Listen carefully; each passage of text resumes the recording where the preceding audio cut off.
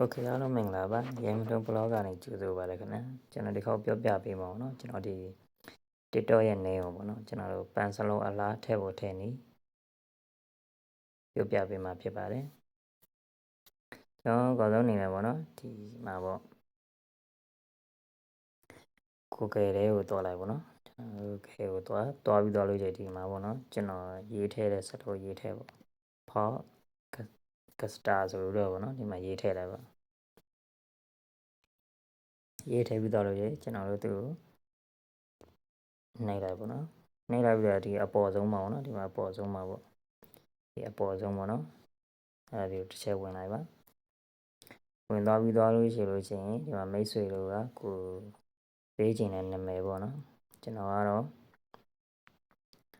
1MD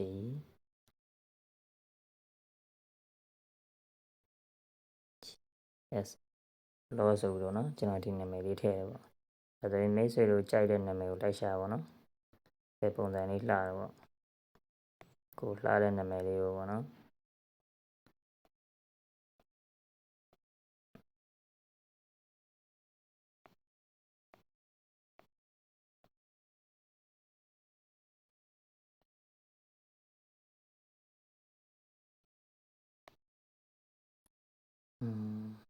ကျွန်တော်ဒီကောင်လေးပဲယူလိုက်မှာနော်ဒီကောင်လေးပေါ့ခေါင်းလေးကိုချက်နှိပ်လိုက်ပါနှိပ်ပြီးတော့လို့ရှိရင်ဒီမှာ copy ကိုနှိပ်လိုက်ပါနော်နှိပ်ပြီးတော့လို့ရှိရင်ခုနကကျွန်တော် TikTok share ပါတော့သွားပြီးတော့ဒီမှာ edit ကိုတစ်ချက်နှိပ်လိုက်ပါနော်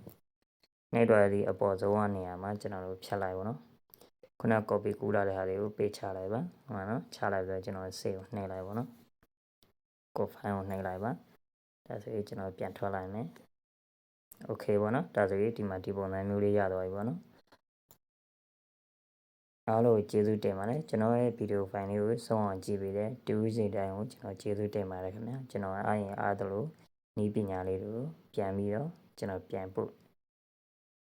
တင်သွားပေးမှာပေါ့နော်အားလုံးဘိုင်းဘိုင်း